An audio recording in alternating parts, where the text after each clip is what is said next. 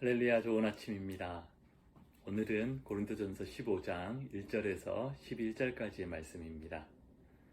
이제 우리는 고린도전서의 마지막 이슈를 다루게 되는데요.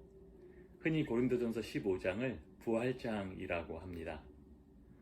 당시 고린도 교회를 포함하여 대부분의 초대교회는 헬라어를 쓰고 헬라 문화의 영향 아래 있었습니다.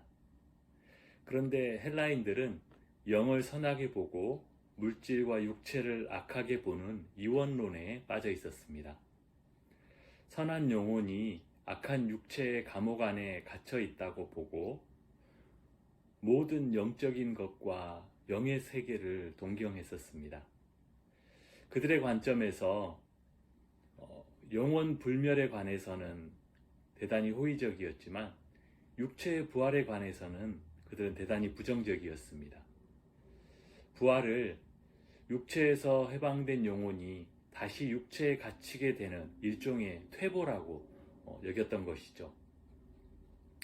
그래서 그들은 15장에 있는 여러 질문들, 과연 육체의 부활이라는 것이 있기는 한 것이냐, 부활은 도대체 어떻게 일어나는 것이냐, 또 이미 죽어서 썩어 없어진 몸 말고 무슨 몸이 있다는 것이냐라는 부정적인 질문들을 쏟아내었던 것입니다. 바울이 전해주었던 복음을 믿고 따르던 고린도 교회 성도들 중에서 이러한 헬라 사상의 영향을 받아 믿음이 흔들리거나 낙심하는 자들이 있었던 것 같습니다. 바울은 고린도 교회 성도들에게 내가 너희에게 전하여준 복음을 너희가 믿고 받아들이면 그 복음으로 너희가 구원을 얻을 것이다 라고 합니다. 왜냐하면 그 복음은 사람에 의해서 임의로 만들어진 이론이거나 이야기가 아니기 때문입니다. 오늘 본문 3절에 바울은 이 복음에 관하여 내가 받은 것을 내가 너희에게 전하였다라고 합니다. 이 복음의 출처에 관하여 복음은 갈라디아서 1장 12절에서 이는 내가 사람에게 받은 것도 아니요 배운 것도 아니요 오직 예수 그리스도의 계시로 말미암은 것이다 라고 하면서 자신의 복음의 기원이 다름 아닌 예수 그리스도임을 그는 분명히 하고 있습니다. 그리고 그 복음의 내용은 예수께서 우리의 죄를 위하여 죽으시고 다시 살아나셨다라는 것입니다. 그러므로 그리스도의 다시 사심을 부인하게 되면 그 복음은 너희를 구원할 온전한 복음이 되지 못한다라고 그들을 일깨우고 있는 것이죠. 바울이 부활을 부인하는 자들과 논쟁을 시작하면서 가장 먼저 확실하게 주장하는 것은 예수 그리스도의 부활이 얼마나 확실한 역사적인 사실인가라는 것입니다. 잘못된 이론을 깨트릴 수 있는 가장 강력한 방법이 무엇이냐면 거기에 반대되는 확실한 예를 한 가지 제시하는 것입니다. 부활 자체가 없고 불가능한 것이라고?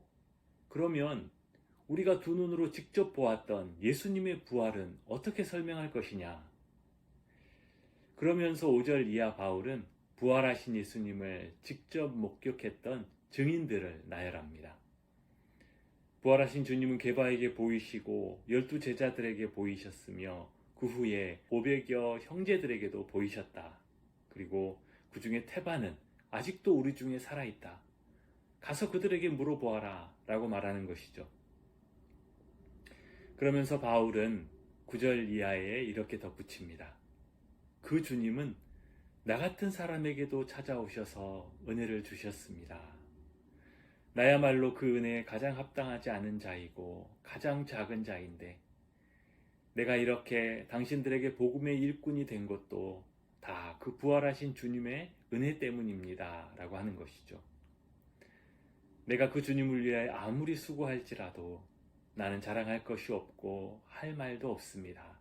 다 그분이 주신 은혜 때문입니다 라고 고백하는 것이죠.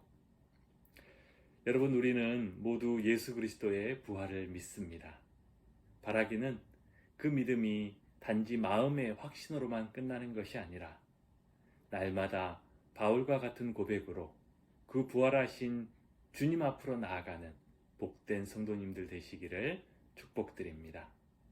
기도하겠습니다. 우리의 죄를 위하여 죽으시고 다시 살아나신 주님의 이름을 높여드립니다. 오늘 하루도 그 부활의 소망 가운데 주님과 겸손히 동행하는 하루 되게 하여 주시옵소서. 예수님의 이름으로 기도합니다. 아멘.